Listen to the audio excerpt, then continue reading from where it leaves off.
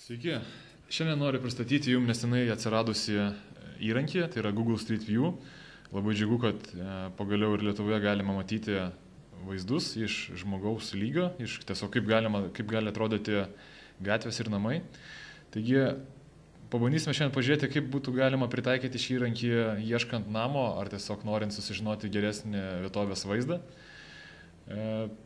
Tikriausiai ne vienas iš jūsų tiesiog ieškojate anksčiau namų ir tiesiog galime taip ir pabandyti. Pavyzdžiui, atsiverčiame kažkurį namą, tarkim, tai yra mano parduodamas namas Bajorose.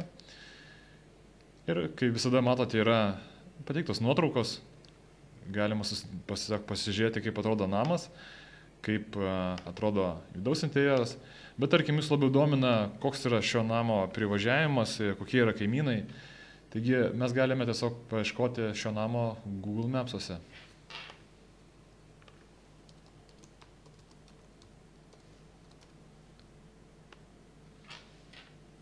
Taigi, dabar bandome tiesiog surasti žmogaus lygio vaizdą.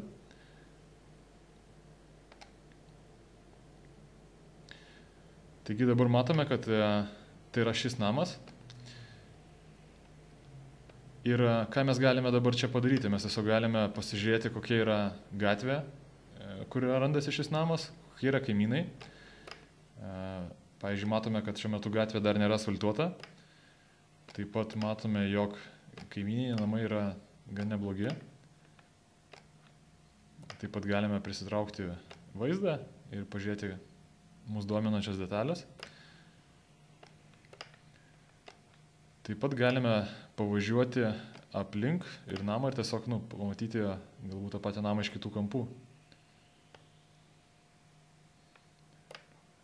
Iš tiesų mes tada aiškiai matome, koks yra įvažiavimas į kiemą, kaip galbūt reikėtų parkuoti automobilį, kokia yra infrastruktūra šiuo metu įrengta aplink.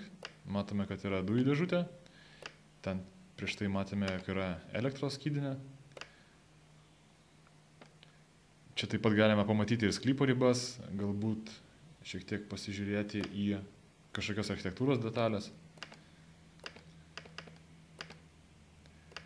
Taip pat, ką mes galime padaryti, tai jeigu norėtume išsisaugoti šio namo vietą ir ateityje vėl grįžti ir pasižiūrėti, kur jis yra, galime čia padaryti tokį dalyką, tai yra sąsaja, ir pasižymėti trumpą nuorodą, kurią galime išsisaugoti tiesiog savo užrašuose ir ateityje sugrįžti į tą pačią vietą.